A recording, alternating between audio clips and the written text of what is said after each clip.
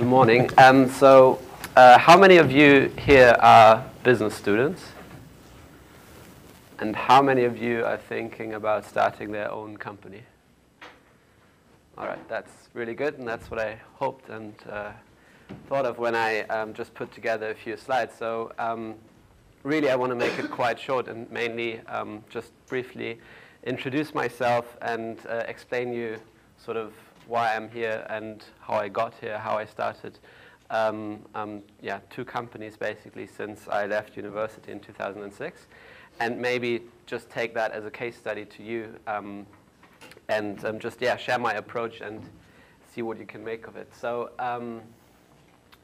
really my background is I graduated from a small German business school in 2006, very similar kind of business school than this one here.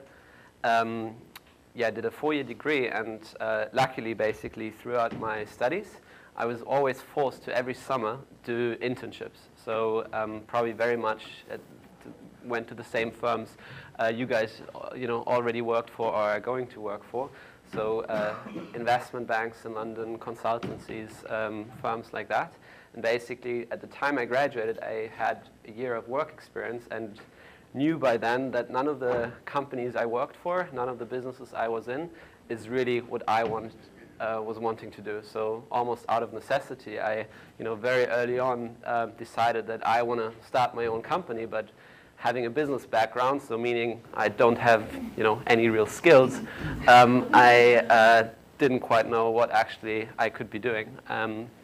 So almost as an excuse for my diploma thesis, me and my friends and later co-founders did a tour through Silicon Valley and really just tried to get a feel for the market, tried to speak to as many entrepreneurs, to as many investors as we could, to just really understand how internet businesses work, what topics are interesting, and just trying to find an idea that potentially we could take to Europe. And very early on we thought, doing something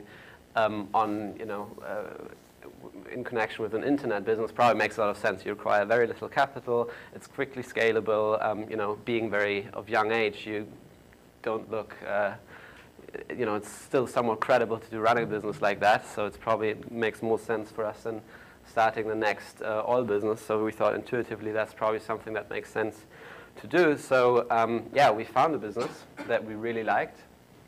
Bring me to my next topic, which looked like that. 2006, you might remember Second Life, World of Warcraft, all these virtual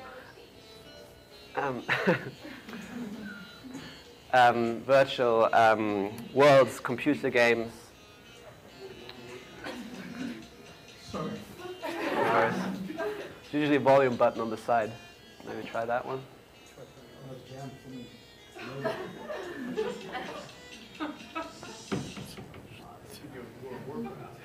Okay.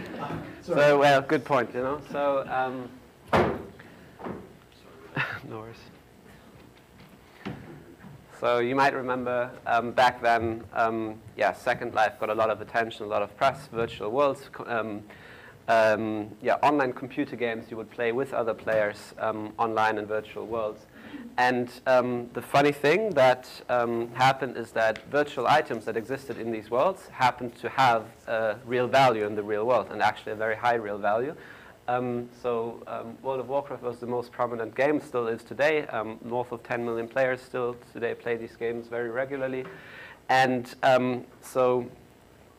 basically we saw a business in the States that was doing something very similar to this, allowing basically players of these games to trade with each other what they owned in these virtual computer games. And so it might sound pretty funny. We thought actually first when we saw it, it's a bit of a crazy idea. Didn't have any experience or background in gaming, didn't even like it actually. And so really looked at it from a completely outside perspective. And this business actually ended up not a peer-to-peer marketplace, but a B2C marketplace where you had professional players in China who would play these games for a living. We once read a newspaper article around about 500,000 people in China were playing computer games for a living to create virtual items to then sell them on via eBay and other channels to consumers, players in the West. So we had set up a small office in Hong Kong, a Chinese team that did basically a Chinese website that did the sourcing of these goods. We had an operations office in Bucharest in Romania, where, weirdly, although virtual items was actually quite labor intense because we had to pass on these virtual items from character to character in all these computer games. And it actually, on the operations side, it was hugely complicated. But had almost had 24/7 operations, 6 different countries that we were serving in 6 different languages with our service team based in Romania as well. And then a small team in Germany, marketing and head office technology, and basically had 3 different brands, 6 different markets. Wherever you would click on Google, you would buy from us in a price discriminated way.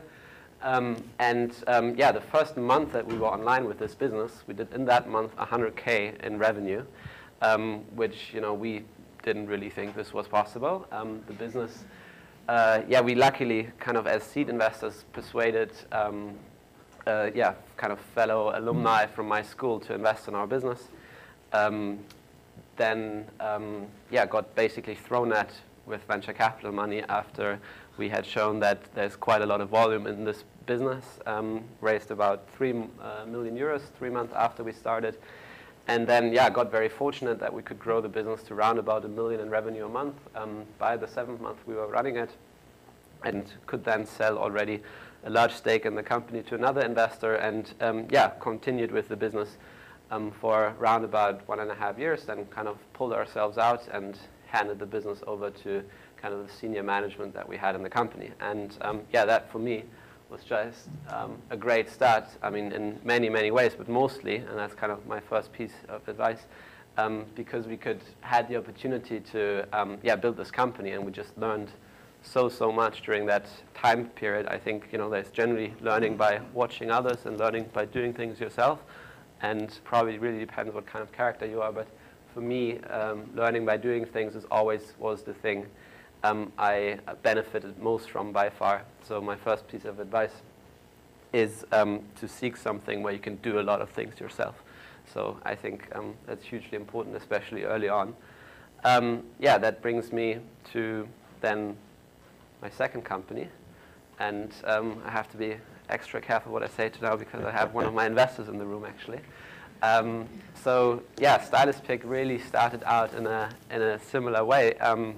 I was early on in 2010, after basically I left my first business and taken a bit of time off, looking for a new opportunity, and found if you look a little bit at the evolution of e-commerce and the business models, also in fashion e-commerce, it kind of happened over the last couple of years. It starts somewhat with the Amazons of fashion, which kind of in the UK, in mass market is ASOS, in the luxury segment is Net-a-Porter. And basically what these businesses are, they're long lists of inventory. So by having everything, businesses like those are very dependent on Google, very search driven. So you look for something, and by having everything, you're very likely to find it on these websites. And by that, basically, you can, run a massive long tail game that, by being the choice leader, you, in the end, offer everything that people look for and can build a great business out of that. But the problem with it is that it takes a lot of working capital and a lot of inventory. So if you want to build one of those businesses today from one day to the next, it's extremely costly, and that's also the reason why these businesses are quite old, because it take a lot of time to kind of build them up and build this working capital over time. So then you have a business in fashion e-commerce that started 2005, 2006, Vente Privée in France, the first kind of private sales shopping club, replicated all over the world, Guild.com in the US, Cocosa in the UK, Privalia in France, Brands for Friends in Germany, a business that is hugely successful and basically sells discounted out-of-season fashion product. Once a day you get an email. With great discounts, you come to the site, you buy then. with the discount as the call to action, really. And so from the one hand, full price sales, offering everything, to now, and yeah, very Google dependent, now a different business that is completely email led, where you generate leads, a large email base, you email that base frequently, and you monetize it that way. So pull e-commerce versus push e-commerce. And that was kind of the two big, business models that happened in fashion e-commerce to that time. And then now, 2010, you had basically a next wave of e-commerce companies in the States that did something differently, and for the first time added subscription to e-commerce. So you had kind of the pioneer in that, shoedazzle.com, and kind of in the beauty space, birchbox.com, and a whole others that really tried to use this extremely powerful tool of subscription, adding that to e-commerce. And of course that changes the economics of the business completely, because you basically go from kind of an order-based, more or less order-based approach to a lifetime value-based approach, where you buy basically a customer, and that you monetize that customer through loyalty, through repeats. So it's much more of a kind of value of the customer versus making money on an order basis. Completely different business model, and I thought that was really interesting in e-commerce. So, and the other thing was the use of celebrity, which today that you have social media, people have followers. I thought, okay, well, if a celebrity now has 4 or 5 million followers on Twitter, for example, monetizing that, and without any kind of friction, without any media breaks in between, where you can drive now from a social media property traffic to a website, in a very kind of genuine and credible way. Well, that sort of makes a lot of sense to do, and that didn't exist a couple years ago. So probably doing that today also is something that's quite interesting. Yeah, so based on these hypotheses, I then just started this business late in 2010. Got first a small group of angels that I kind of knew before to support me. Then basically, raised on built quickly, built some traction around the business, raised more money. Got Reichelt Co involved, who is probably the biggest mass market celebrity here in the UK. Internationalized, started a French side, a Spanish side, also with local celebrity ambassadors. Got a bit more funding into the business to allow us to do that. And that's really where we are today. Trading in 3 businesses, selling fast fashion for women, and started with footwear only. Today offering really everything in this segment. And the USP really is that everything centers around style advice and curation and delighting the customer and driving repeats. So our business, again, fundamentally different to ASOS, is that we acquire customers and they have very, very high repeat purchase rates with us, because we offer them something differently, and with that ultimately driving loyalty. So that's really about me, how I got to starting these companies and what they do. And I think, Xavier, now it's your time before we get into some questions. Thanks.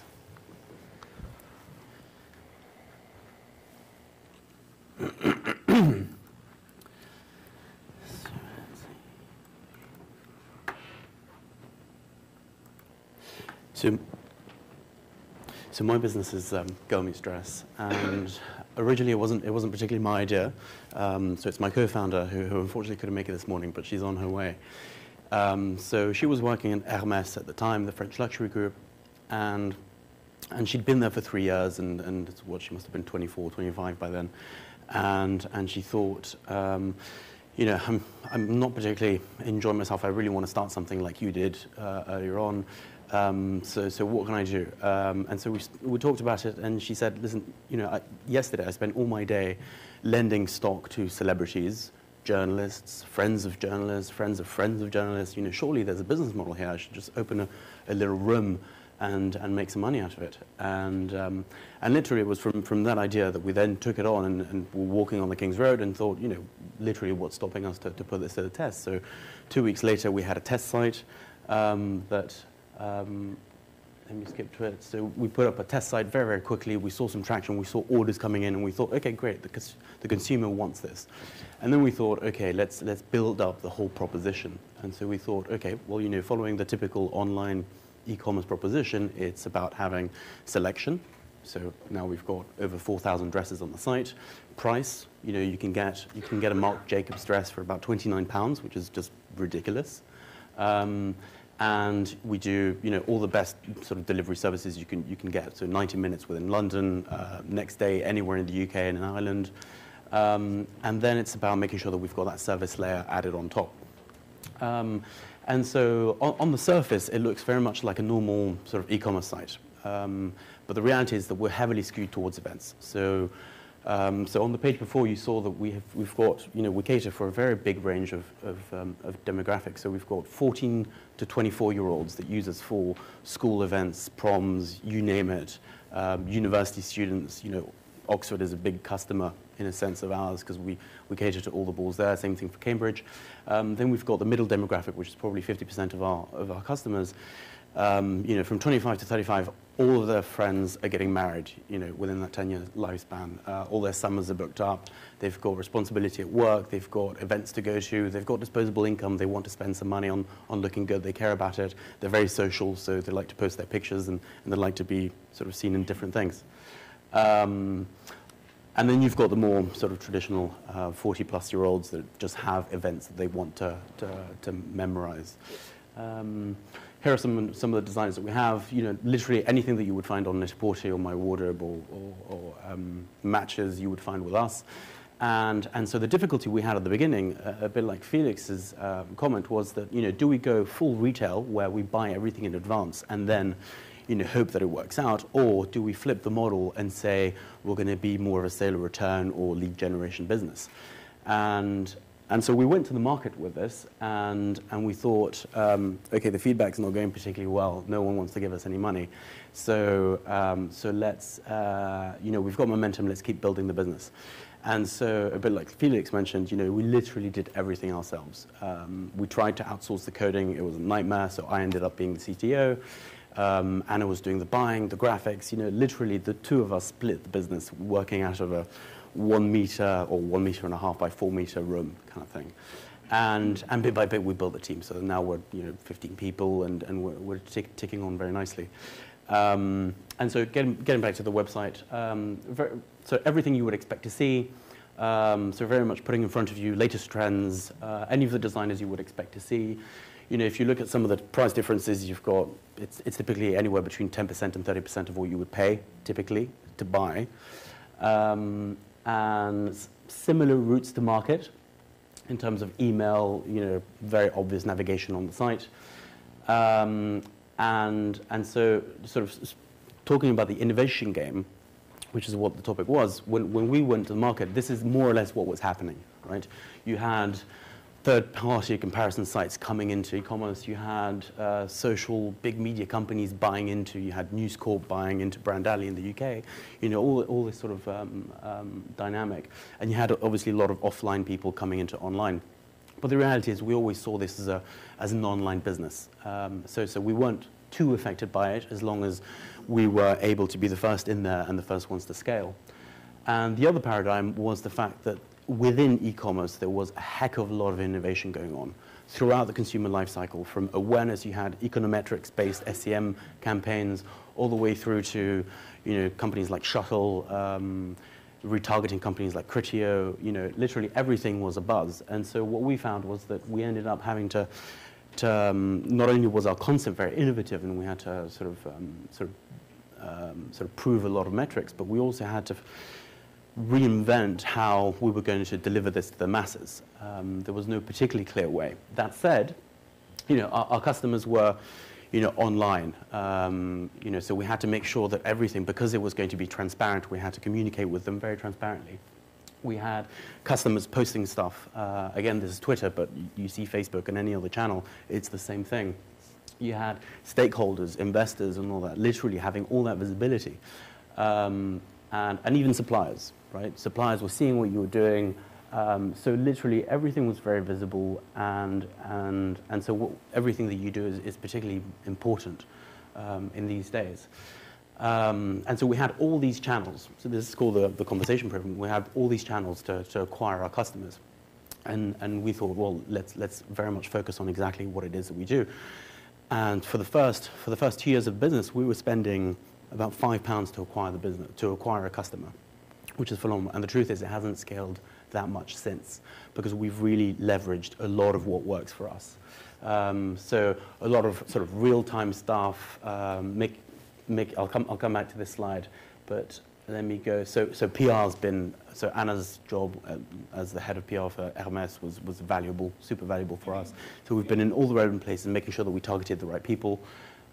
We've had celebrity endorsements, not necessarily on the scale that Felix has in terms of having one particular one, but dealing with celebrities and being their stylists, as it were, has been very lucrative for us. And obviously the fact that we were innovative meant that we were always a buzz out there, putting the business model to the test. So winning the Drapers, for example, in our first year was huge. It opened a heck of a lot of doors. Yeah, I think that more or less sums it up. And in terms of background, so Anna did, so she's a very hands-on kind of person, loves to play around with ideas and get things done, really. And she did finish school, went to London College of Fashion, and then went to Harper's Bazaar, Telegraph, and a bunch of other places. Eventually landed and did 3 years at Hermès, then went to Alice Temperley for 3 months before she had this idea, and then literally she left as soon as she had the idea the next week. My background, a bit more similar to Felix. So when I was 14, my girlfriend at the time, her dad said, listen, you should do an internship. And I thought, ooh, that's a great idea, I'll do that too. Literally called around, did banks, and sort of went to Citigroup, told them I wasn't leaving reception until I got a job. Eventually, luckily, some guy was overhearing me, gave me a job, and then Citigroup led to HSBC, HSBC led to all these other different banks. And by the time I finished university, I realized, this investment banking, sort of consulting world isn't really where I want to end up. And so I started a catering company here in London, and Simon was a great help with that business, and Simon Woodruff. And then 2 years later, Hermès was a client of mine, or of ours. We're a team of about 12 people, and that's where I met Anna, and eventually sold that business, went in to do venture capital fundraising and M&A work. Did that for about 5 years, and then a year before we launched this, Anna was full-time. My salary helped fund the initial sort of seed capital, and then a year later I joined full-time, and that's it. Cool. So just a quick round of applause for the...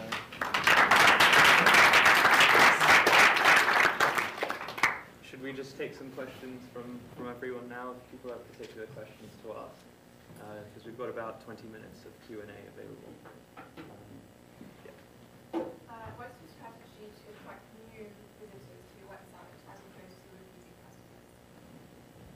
customers? I think there's a fairly standard mix of paid for online marketing that you can use. So, starts with paid search, so Google AdWords, paid display banners, Facebook display, SEO, other just traditional online marketing. And then I think all of us, we're not trying not to build businesses that are too heavily dependent on paid marketing channels in the first place. So for us, naturally, brand building, social channels, building communities, real genuine ways of followerships, and PR, anything really that gets your name out there. That is something that we, I think, through our strategies, really try to incentivize, and that has to happen to a fair extent, in a real, genuine kind of way. But there are certain ways how to fast track that and accelerate that, and I think that's something we are both really actively looking at doing. Yeah, and I don't think it changes. You're always hunting for more because you can always grow the business that much faster if you find it. But again, going to Felix's original point that you want to learn by doing, but also sometimes you want to oversee very good people doing what they do best. And some of the technicalities in some of the PPC work that we do are very, very intricate. You need someone that's been obsessing about it for a couple of years for them to really be able to be your go-to guys for all sorts of SEM work. The one thing we haven't done is gone to agencies and outsourced those things, ultimately because it's a core piece of your business.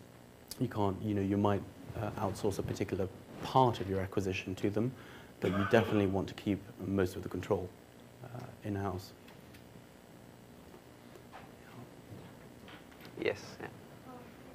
This is a little more specific to Xavier. How do you handle the intellectual property? Is there an issue when you use a company's logo or a brand on your website? I mean, I know you officially do have their stuff, but Yeah. How does that work? Do companies ever have an issue with it? Oh, well, just to clarify, we work directly with the suppliers. So right now, actually, what we have is a dual track inventory system where some of our suppliers, if they're particularly new and we don't have metrics on them, they will grow with us on a very sort of cash flow effective basis, right? So some new designers will give us stock for free because they want the exposure to the hundreds of thousands of people that come to the site. And then all the way through to people, suppliers, US, Australia, wherever, that, we know how well their stock and their styles have worked in the past, and we will prefer to make bigger buys through them so that logistically we can just get the stock, shoot it, and upload it. But it's more in the early days that we didn't want to fork out, 50, 100K to find out what worked and what didn't, that we thought, okay, let's go 100% steady return, and then the customers will tell us what they like for this business model. But I think, just to add, I think generally if you do anything in a commercial context, brands and any like IP you use from others are probably quite sensitive about that, and you should have the rights if you're doing that. If it's not a commercial context, you're running a blog or something else, IP rights owners, I don't know, the luxury companies, design companies, they probably won't go after you because it's not in their interest, because you're probably writing free content for them anyway, even if you don't have the rights to. So that's probably just on a practical side where I would differentiate. Yes. Hi. You just talked about drawing in new customers. I was wondering whether you find it difficult to convert awareness into actually buying, and if so, like how do you? Yeah. So yeah, absolutely. So what you typically see that now translating it all into an online marketing world, that customers convert not on the first time they're on your site, but later on. So on average, it takes us between 3 to 4 visits before a user converts. So, but it can also be 7 or 8. That's just the average. And yeah, so definitely you need to factor in some time to create awareness and to create credibility, and before a customer, like awareness, ultimately translate into purchase. So I think that's just something that's very common that you will have to see. Yeah. I think, sorry, both of you maybe asked each other. Yeah. I was wondering, you spoke a bit about your different geographies that you're selling in. I was hoping you could speak to it too. What are kind of some of the challenges or unique things about operating businesses in different locations and maintaining your brand, or maybe just some of the logistical challenges of shipping and so forth? We do things out of the same hub. So we supply everything out of London. So we probably don't have that much complexity. That said, we are looking into taking it abroad, and as Felix will tell you, it can get very, very complex. Yeah, I think, when you talk to Americans, for Americans, Europe is always Europe, and you then always have to educate them a little bit. Well, it's actually not, like, there is no such thing as Europe when it comes to business, really. They have only different countries. And so I think countries are fundamentally different in the way you acquire customers. So France is a very good example where you sort of have to almost go 4 to 5 years back in time, how it was here. So that's kind of will tell you what marketing channels still work there, which wouldn't work here anymore, and others, again, which are probably too way ahead of the curve, which don't work there yet, which are working here, what you would use today. So it's a very different mix of how you actually acquire customers to your site. At the same time, on the fulfillment side, now in e-commerce, e-commerce in the end is all about order economics. So you have your average basket value, you have your return rate, you have your fulfillment cost, you have your cost of goods sold, and in the end your margin per order. And that, of course, is highly dependent on your fulfillment cost. So and fulfillment costs are largely a function of volume. And a startup, usually what you don't have is volume.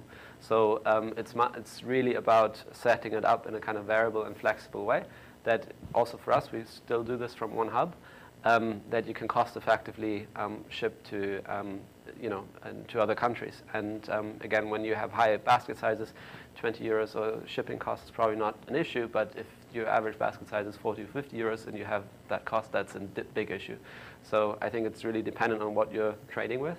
And then you just need to just make sure, and, you know, when you have your setup, that it allows you to, you know, do this in an economically viable way. So I think there's no kind of silver bullet to that, but just depends on your business. Yeah. Go for it. Where do you guys see your businesses in the next 5 or 10 years? Where do you see this going? Well, personally, so the way we see it, we're very customer-led, and so we've got customers telling us and sharing all sorts of data with us, and to some extent, you know, the bigger the business any business gets, the more like Amazon you're going to end up being, because, you know, you're going to end up being this pipe, or even a bit like ASOS in fashion, where you can pretty much sell them anything. They're there. They've got to shop for shoes. They've got to shop for, you know, padded bras. They've got to shop for all the rest of it. So why not cater for it? You know, your customer acquisition cost is already paid for, so you might as well do it. So there's an extent of you know, if your customer will determine where you might take the business in some respects, and then it's just, you know, personal motivation and ambition as to, you know, do you have a particular vision of wanting this to be a European group or a global group or a franchise group? You know, it very much depends. But for us, I mean, we see this, you know, we're struggling to be able to keep up with the demand and the growth that we need to accommodate for. So there's a lot to be done. Yeah, for us, I mean, we see ourselves as a fashion brand first, and so I think in that sense we're one of the first brands that are launched online. And interestingly, we actually will be in retail very soon, so we're going the other way. We're going to go into retail now, where we're coming from online. And yeah, ultimately, we want to be, you know, the most social, the most innovative fashion brand for our market that's out there. And with that, you know, more generally speaking, we want to build a significantly sized European company. Yeah, we're on the way to doing that. So that's how I think how we see the next years. Yeah. Felix, you mentioned your first company, which you guys made about 100,000 the first month, and $1 million in month 7. So any insights for us? And did you do anything unique to get that runway? I think you know, that was really a different time where we exploited existing demand that wasn't fulfilled. And these opportunities, I think, are extremely rare. And the reason why this business scaled so fast, because there was basically so much, again, coming now back to the online marketing world out there, we could just tap into so much traffic from Google that we could buy very, very cheaply, that allowed us to scale this business up very quickly. But these niches today really don't exist anymore. And so I don't think, you know, there's a particular vertical that is, you know, not addressed that you can, you know, really exploit, because it happens to be, you know, people look for it, but there's no real supplier there. It's very hard to find that. So, but that doesn't mean you can't build scale a business very fast. I think today, you know, if you look at the really, really fast-growing companies or of recent years, they usually came up more with a proposition that was so just so, you know, unique in its way, like Groupon, for example, you know, discounts for local shopping. Simple idea, but it didn't exist before, and people just jumped at it. And that, you know, something very simple allowed the business to just really skyrocket in a very short amount of time. So I think you just probably need to have a much higher degree of innovation than you used to. You know, I think back then it was a couple of years ago, you could just take an existing vertical which was underserved and take that, and you had a, you know, business, and that's probably not viable today anymore. Did you have a question? Yeah, I'm just curious about the return rate, because like you offer dresses for very special occasions, Yeah. And without trying, like, I think it would be difficult to get the right dress. Like, what is the return rate? Like, how many of like the first orders being? So all of our dresses get returned, but going to your point specifically, so we've got about 15 to 20% return rate, and what we tried to do to bring that down was to offer people more than just one item, right? So we know what event they're going to. So if they've only got one item in their basket, we'll encourage them to add 2, 3. Ultimately, the consumer only pays for one, but they get the affordability of being able to try 3. And that literally sort of dropped our returns rate quite a bit. I mean, what is the rate of the damaged dresses like? Yeah, so that's one of the things that we didn't know, and so another one of the questions that investors had that we didn't have any data on. But the reality is, I mean, we've had items go out 40 times plus, right? So the margin we get to make on an individual SKU is bigger than any possible business model out there, in fashion at least. So that's one thing, and then it depends on the quality of the item. The reality is that, you know, we're talking less than 1%. You know, and even then, less than 0.5% would be damaged that we couldn't do anything about. And then it depends on, you know, you really need to get to know your dry cleaning products. You need to get to know the processes, and bit by bit, as the business grew, we kind of got to understand and know what the nuances are. Yeah. That's surprising. Yeah, very Assuming surprising. weddings and proms and Yeah, drinking. exactly. Yeah. I mean, the reality is, you know, it's not. We're lucky on the consumer side, but also, you know, we have done the work to make sure that we use the right products and the right. We've done the research to make sure that we can recycle dresses as well as possible. Yeah, please. Could you, both of you, tell us about some strategies or decision-making process when deciding how much equity to give away to investors and partners? So maybe for me, so I think there's this whole notion, I think, among entrepreneurs that fundraising is this massive overshadowing business decision. And for me, the first thing, it isn't. It's just like any other business decision. It's just a deal. So I think it's not more important, less important than any other significant deal. That's the first statement I would make. Then now looking at valuations, you know, you will be in a valuation realm depending what state of your business is in. If you raise money on the back of a business plan very early on, if you do a Series A on a certain revenue level, if you do a Series B on a certain revenue level, you will already, based on where you are, you will be in a certain range. And now about giving equity away, coming to my first point, you want a deal that works for you, and you don't need to over-optimize now about a couple percentages. That you can do later when these percentages are probably worth a lot more. So early on, if you now in your seed round give away 28% or 32%, like who really cares? Like it's not going to matter for you as long as you still retain a position that you basically can make millions. It doesn't mean in the very end if you're going to have if you made 10, you could have had 500K more, right? Like it's much more about putting yourself in a position that your business ultimately can be a significant company, and like closing a deal in a short time frame. Just get on with it. Close it, done, next. And that's how I would approach it. Don't over-optimize it. If you have a deal that's good enough to take, just do it. Yeah, no, and a few things to add to that. So it's true. It is a fad. Is it fad that the people are going through? Oh, I have an idea, but I can't do anything because I don't have funding. In a sense, that's an excuse that a lot of people use.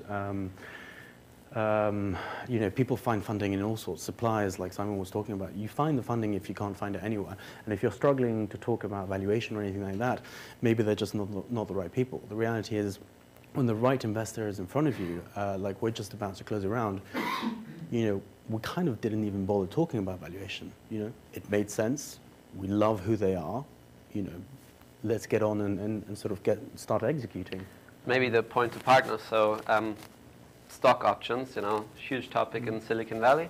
I think a lot of startups now kind of based on that here in Europe and start giving stock options away to their team because they heard these stories, everyone's a shareholder, it gives this whole common drive spirit, and doing the same thing, giving even their, graphic designers or like entry-level positions stock options all of a sudden. And I would strongly recommend not to do that. So first thing is, people here, generally people who not necessarily went to business school don't have a concept of what really equity means. It's more confusing than anything else to people, and with that, it doesn't work at all motivational. So I made that experience that, I thought about that before, as well, so I never kind of did it, but I know from many others that, giving equity to lots of people is just a huge operational complexity, legal complexity. I think I would be very careful and not offer it if you're not being asked for, and then just, have, equity can become very valuable. It's very scarce, so it's probably not something I would easily give away. And it's a kind of case-by-case basis. If someone brings unique qualifications, value to your business, of course you want to motivate and retain that person, but it has to be on a level that that person thinks and understands. Otherwise, it's just useless. Okay. Yeah. What about affiliation? Do you work with affiliates promoting you? Yeah, so we do work with affiliates, but also affiliate marketing is something that's, I guess, relatively dead. So for like the big affiliates are price comparison sites and voucher code sites. And they can drive quite significant volume to your site, but it's people who are looking for a voucher code are probably not the most loyal customers. So you can do that almost more tactical when you, I don't know, just don't care about margin, but you need more volume quickly. That is something you can work with these sites. And then you have now, more recently, kind of visual aggregators, sites like list.com, sites like Pinterest, others, which also work on an affiliate basis. But the problem with those sites is that you need a huge catalog to be on their sites, because obviously they have quite a long tail. And if you don't have that, if you're selling a couple of products, even if you're on those pages, you're not going to get much out of it. So, and also now with content blogs and things like that, so it's more a myth than reality. So there's not a lot of kind of volume and depth there. It shouldn't mean, for a particular business it can't work, but generally affiliate marketing is something that's, it's very much in the past, I would say. Yeah, exactly the same thing. Yeah. And about recruitment, if it's okay to ask a second question. Sure. Have you had any bad experiences or? I think, of course, like when you interview people, you test people, you give case studies to people, but if you're wrong, you're wrong. It's ultimately, I always think it's a crazy process. You meet someone, for 3-4 hours, then they're, having the job, like how can you tell out of those time you spent with them if they're actually going to be good at it? So of course you're going to have a failure rate. So I think the only, I'm generally, business decisions also with recruiting, I'm a very gut-driven entrepreneur. It doesn't mean I don't do my homework, but in the end, I think especially on the recruiting side, if you work with someone closely, you just need to feel good about that person and just naturally kind of understand each other, be just on the same wavelength as you would be with any other person you kind of around with a lot. So it doesn't mean you should only hire your friends or anything like that, but I think it's just very important to have a very intuitive level of communicating, of understanding with people. I think that's just very important. And because the skill side is very easy to test, but that part I think is just going to become very important over time. And there I would just more trust your instincts. And the most important thing is, if you're wrong, just act on it really quickly. It's normal not basically to fail sometimes also at recruiting. So if it's not working out, don't let it drag on. Always, I think that's the most important thing. I mean, with anything really, but also recruiting, just get it over with. Don't continue with a situation that's obviously not working. Yeah, I don't really have that much to add. I mean, I'm a big fan. I've always loved recruiting. And we make sure that we're speaking to the people that we might need 6 months ahead of time anyway. So, for example, we do summer internships, right, for even people at Oxford, and we start speaking to them. We get their CVs in January. And because then, like now, we have to hire someone in marketing, and we want them to come in immediately. So yesterday, I shot out 50 emails to people that I thought would be very, very good. And you can only get that speed in execution if you've kind of done the work on a day-by-day basis. Whenever you meet someone that's good, that's interesting, build that relationship. But yeah, the 3-4 hours you get to see people in an interview is very ridiculous to think that you can make a decision. But we have let go of people quickly based on the fact that either cultural fit or specific sort of issues, and there are ways to go about that. Either starting up as interns if it's a certain position, or even going for freelance projects before you bring them in full time. There are a few things that you could do if you wanted to. Maybe just sorry. I have a question for Sadie first. Yeah. You've gone into the market and lots of people copied your business model Yeah. recently, so like traditional wear, Yeah. for example. How has that affected how you're placing yourself in the market and how you're reacting to that? Well, in a sense, if no one's following you, maybe you need to think a bit about it. After a few years, it makes sense for other people to come in. And even before that, there's a big US company that came into the market after us. And the truth is, because it's so the way we've experienced it, it's a big enough market for people to be in it. What we want to make sure is that we are executing our plan without having to feel the hindrance of another player in there. You know, you solidify the relationships that you have. You know, there are a few obvious things that you would do, but outside of that, you know, if you make your proposition unbeatable, then you know the customers will come to you. I think, you know, often businesses are not the winner-takes-all market. Sometimes they are. You know, for Facebook, with the network effect around it, makes sense that there's only one Facebook. But, you know, you got BMW and Mercedes-Benz working quite well at the same time. So it really depends what market you're in, if that's an issue or not. And I think generally looking at, you know, what business you are, like you need to be first. You need to be the biggest player. The valuation premium around it, everything around it, the, you know, economies of scale you can generate, you need to be the biggest one. But often it actually helps having, you know, a couple other players educating the market for you as well. So the whole industry, if it's something quite, you know, modern, to actually, you know, get attention and grow in itself. Just one more question. How much of your like sales are driven through like mobile devices, and like how you like Mendeley Dress? Like how many sales do you see are like being made on like tablets or second? So we get a 5% that come from mobile, 5 to 10% depending on the particular season. But what's interesting behind that is that, you know, you want to be on mobile so that you close the deal, get that order. But then it's to expand on, it's about understanding, you know, what was the purpose of the customer coming on mobile in the first place. There are some people that use it for browsing. Bizarrely enough, you know, when you're at a table in a restaurant, you know, people tell their friends, and that's the first impression they'll get to you. So, you know, do you have a mobile version of your site? Do you have a mobile app? You know, all these things come into consideration. But the reality is that that's going to flip in a few years. You know, with tablets, you know, ultra laptops, detachable laptop, everything's going to be 90, 80% is going to be in tablet, mobile format. But yeah, it's just a matter of executing the right things at the right time together.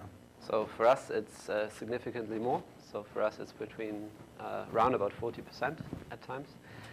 Which is also, the reason behind it is also that we're a very email-led business. But we were also very surprised. So 2012, I think, overall is sort of the year where mobile became really, really massively big. So, you know, around about a year ago, we were at that 5 to 10% mark. And all of a sudden, it's sometimes almost half of our business, of our traffic is coming from mobile. So you already have businesses like Fab.com that do more than 50% of their revenue mobile, and they themselves call themselves mobile commerce companies now first. Or, you know, Facebook, if you go through any of their more recent company presentations, they see themselves as a mobile social network. You know, for most of big, significant companies, mobile today is not of strategic more importance for the future, but even today already, like that day, they're mobile companies first. And yeah, I think that is something that, you know, even surprised me within the space of 12 months, going from 10, 15% to the majority. But yeah, that's, I think, you know, it's only going to get even bigger from here on. And so I think mobile will have even more prominence going forward. Yeah. So how do you attract and retain employees when you don't give them any equity? Sorry? How do you attract and retain employees if you don't give them any equity? I think, first of all, you give them a good job they like. That's, I think, where it starts with. And I doubt so. No, I don't think so. No, I mean, I think it's just, you know, most people are actually less money-driven than you often think they would be, you know, including myself. Like, I think if you do something that you love, that's really fun, that you fully enjoy, and you give someone, of course, you know, you cannot pay minimum wage. You need to pay decent salaries, but you don't need to necessarily be a, you know, salary leader. You know, only really, really horrible jobs like working for banking, that's probably where you need to pay really, really high wages. Otherwise, nobody would do it, right? So, you know, I think if you can offer something that's more fun, you don't need to pay these crazy wages often. Yeah. When you create a website for like friends or other, did the IP address actually go to a French IP address? Do you have like different? So the website is hosted. No, No, we don't. So the website is hosted all from one center in the UK. And technically that's not ideal for SEO to have if you do French SEO, having a UK IP address that the website is from, it doesn't help. But at the same time, it's really depends what business you're in. If you want to, how important that is to you. So for us, it isn't just generally because that SEO is not as important, but. But you have it all, because you seem like you have different sites tailored to French. Yeah. They're not translated sites. They're fully tailored and localized sites. Yeah. What percentage of overhead goes to online? Overhead. Yeah, what percentage of cost? For us, it's 100%. If I just say online and mobile is all one, so we don't have an offline cost. Or I don't know what you mean. Sorry, if that's. You have employees, you have other things. So just to SEOs, do the data. Oh, you mean marketing? Online marketing. So for us, it's around about 30 to 40% is probably of cost is marketing. Rest is payroll, and then you don't have so much more. An office isn't that expensive, so it is really for businesses like ours. And cash flow is different because obviously you buy stock, and there are other things you need to finance. But from a P&L perspective, it's marketing and payroll are the significant factors for us. Yeah. I'm sure social integration is really important for you guys, but usually people are divided on the effectiveness of social plugins like the pin it button and the tweet button. So I just wanted to hear what you Yeah, so I think social integrations have nothing to do with the Pinterest button or the Facebook or the tweet button. That's not a social integration. That's the first thing I would say. I think we were the first company in the UK that actually integrated with Instagram. So today you can take a picture of anything on Instagram, just hashtag it StylistPick. It will go onto our page actually. So we kind of took our concept of stylists selecting products kind of more user generated, that anyone today can act as a model, act as a stylist on our site via Instagram, which was something we have been seeing on Twitter anyway all the time, that people were posting pictures of them. So that is something we have done. So an actual integration where you use something that is happening, you kind of incentivize it, accelerate it, I think use it as a piece of user-generated credibility, authenticity on your site. That I think is an actual integration. But I think more importantly than probably Instagram for most businesses is still Facebook. So Facebook has an API. It's called Open Graph, based on which you can develop Facebook apps in the end that can sit on your page, that can sit within Facebook, that one way or the other allow you to get onto people's news feeds without paying for it. And that is hugely important. So again, Fab.com, a very famous case study, who apparently receive up to 50% of their web traffic from this integration. And that is something we're actually developing as well at the moment. That you just have certain trigger points, people reading through your content, acting on your site through something, and with that create a story that goes onto a person's newsfeed that is ideally engaging to invite others, that is interesting to others, and with that, in the end, gets you free exposure, free marketing. But do you not think social sharing buttons are effective? Is that what you're saying? Or? Yes, they're not effective. I mean, it always depends. If you have 10 million visitors on your page, I'm sure a couple thousand people are going to press the like button as well. But is that really effective? Probably not. I don't think that's today what the real social integration is like.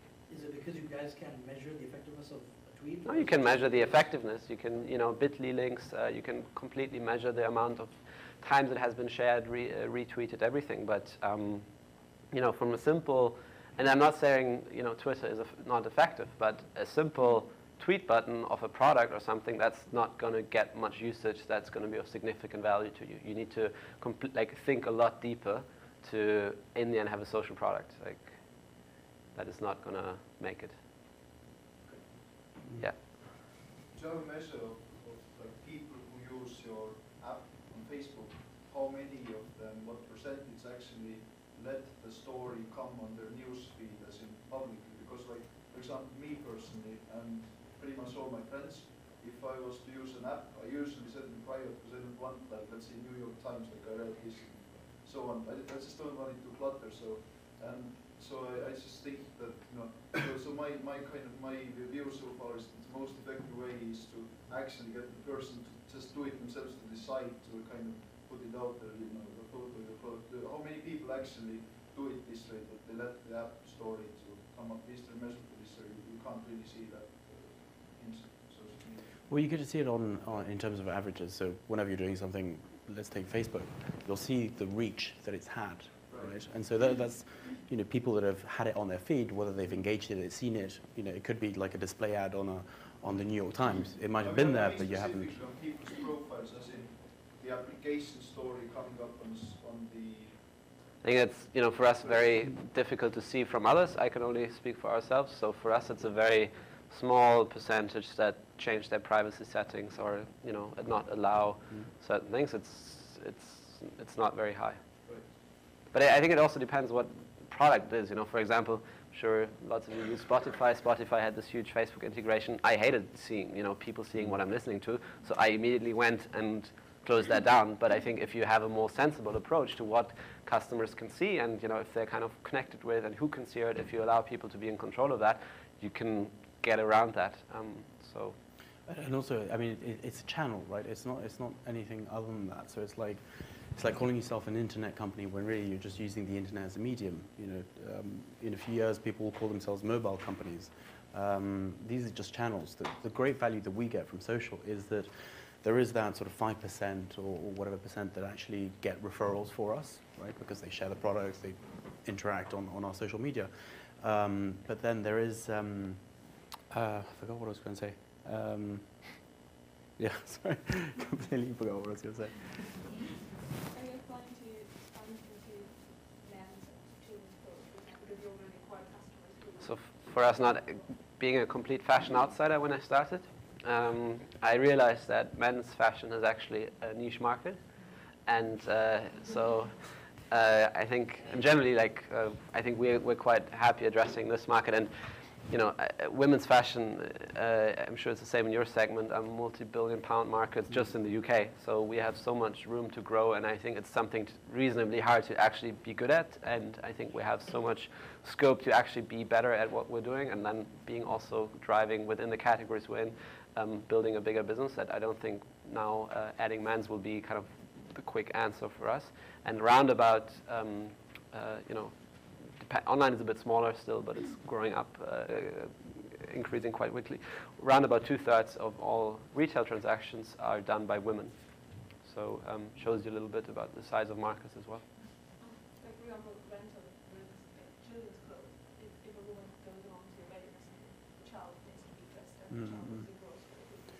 Yeah, no, it's obviously, I mean, people have asked us, you know, you're going into men's because men's tuxedos and all the rest of it. But the truth is, you get to a certain point in your business where you know what the most obvious growth channels for you are.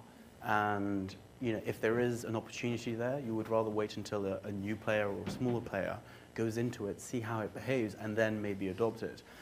Which is where the opportunity is for a lot of entrepreneurs. Because if a bigger company doesn't see that opportunity, you know, that is where the industry goes, and then the bigger company ends up dying. So maybe it's a double-edged sword, but the reality is, you know, we know inherently where the next big opportunity is, and at least for us, it's not in children, it's not necessarily in men's. But I like the idea, an Airbnb for children's clothing. I think that's really good. Maybe explore it further. People send their child clothes, exchange for money, and then other people can buy their clothes. Like there are companies like that, just generally for used fashion. 2 in Germany, 1 in the US that are exploding right now, which just allow you very easily with a concierge service. So it's not like an eBay or an ASOS marketplace. It's just more actually making room in your closet, really, and using that logic. But you know, doing that more specifically for children, I'm sure that's a valid customer proposition. I think we only have time for one more question. All right, who wants the final question? You already had some already. I think you didn't ask a question yet. So my question is, this is the online space is just the front line of your business. The back-end operations would be a lot bigger because you both deal with real products. How does that work? Do you like have tie-ups with your respective brands where they give you stock on like, you know, when you need it basis, or do you keep an inventory, or how does that work? So we are a stock holding company. So I mean, we do really 3 things. So we buy stock. We are a marketplace. We allow others to sell through us, where we're just taking a commission. And we are actually also then working with others where we're distributing, where we are the brand and others are the marketplace through which we sell. So we do it all kind of we're doing everything at the same time. That's actually what most retailers do. They do a bit of everything. And, but generally, I think any startup, you want to work a lot with external suppliers because you know quite well what you're good at, what you're not good at. And the great thing is about, an economy like this, that you can tap into a huge pool of suppliers where you can buy services from. So we don't own our own warehouse. We don't do our own fulfillment and logistics because, I don't think I'd be very good at that. And other companies are, and that, can pool scale and volumes. So I think being quite selectively about what you feel is a core competence to your business that you should do, that you should never give away, and that you should build on. But everything else is usually up for debate. And being a small startup, it often makes sense, even if you pay slightly more, to have it on a variable cost rather than a fixed cost. And I think it makes sense to work a lot with external suppliers when you can. But I think your biggest problem will probably be the integration side. Whether you do it in-house or outsource it, it's a deal that you get done, but making sure that the logistics work and that everything fits is the headache you will take care of. For instance, if somebody orders something that you don't have a stock and you promise them a delivery of 1 day. Well, we don't offer them the product then, so if we can. So that's how we get around that issue. And also for us, it's completely different. We sell own branded product. So we're not selling other brands' products, but we are the brand ourselves.